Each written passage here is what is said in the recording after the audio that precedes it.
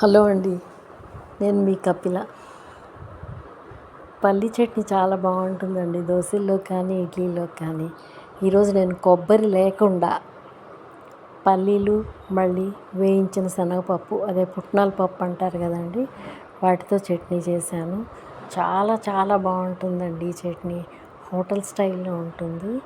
ఒకసారి మీరు అందరూ ట్రై చేస్తారని ఈరోజు నేను ఈ చట్నీ మీకు చూపిస్తున్నాను. ఇంట్లో దోశపిండి ఉంది, దోశల్లోకి కావాలి అనేసి ఈరోజు ఈ చట్నీ చేస్తున్నానండి.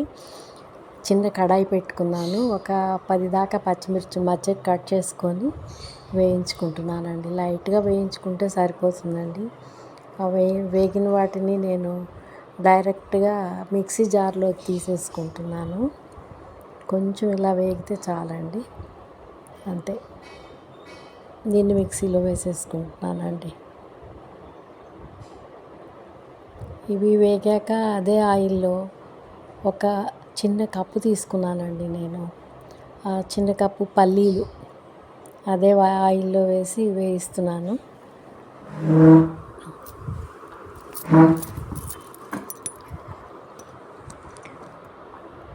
పల్లీలు కొంచెం వేగితే చాలండి, మరీ క్రంచీగా ఏం వేగనక్కర్లేదు. ఇదిగో ఇలా వేగితే చాలు. వీటిని కూడా పచ్చిమిర్చి వేసిన జార్లోకే తీసుకుందామండి.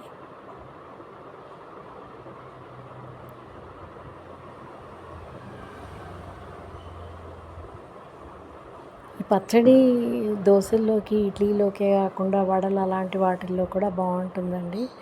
అసలు చాలా బాగా అనిపిస్తుంది. అంటే కొబ్బరి లేకుండా కూడా చేయొచ్చు అన్నమాట.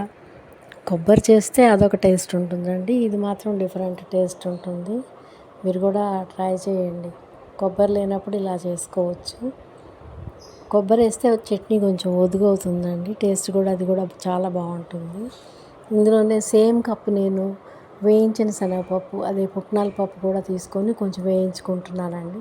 అవి వేయించినవి అయినా కొంచెం మనకు ఒక 2 days ఉండాలి అంటే కొంచెం ఇవి కూడా వేయించుకుంటే బాగుంటుంది అనేసి నేను ఇలా తీసుకుంటున్నాను.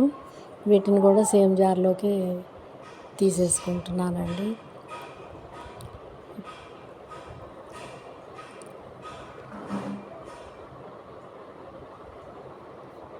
తర్వాత ఇదే కడాయిలో కొంచెం ఆ జార్లోకి తీసుకున్నాను కదండి, నేను సాల్ట్ కొంచెం వేసుకున్నాను. అది మీకు ఆ వీడియోలో చూపించలేదు. టేస్ట్ తగ్గట్టు సాల్ట్ వేసుకోవాలి.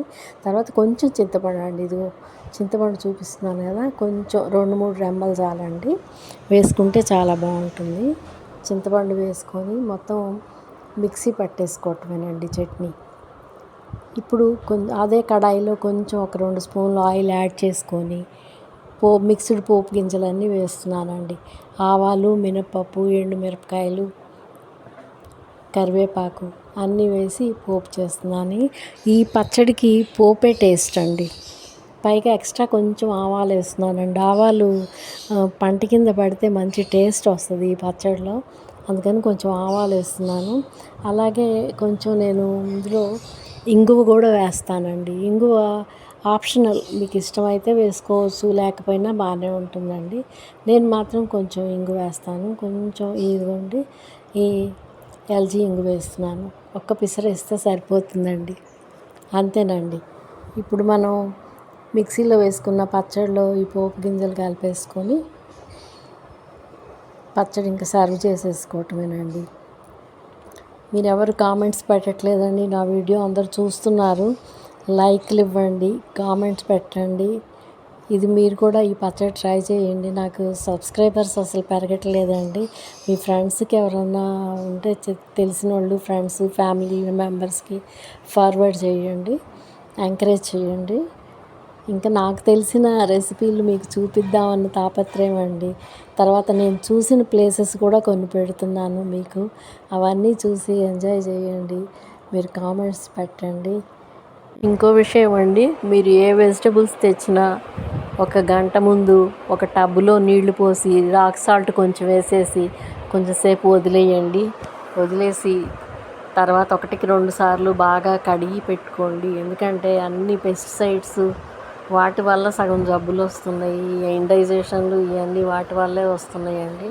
అది మాత్రం మర్చిపోవద్దు. ఎందుకంటే మనం ఎవ్రీడే చేసే ఇది వెజిటబుల్సే కదా, వాటితోటే కదా మనం తినేది ఎక్కువ. అందుకని మీరు ఆ కేర్ మాత్రం తీసుకోండి. మీరు బాగుంటారు, మీ ఫ్యామిలీ బాగుంటుంది, హెల్త్ పరంగా అన్ని విషయాల్లో బాగుంటుంది. ఈ ఒక్క జాగ్రత్త మాత్రం తీసుకోండి. ఉంటానండి. బాయ్.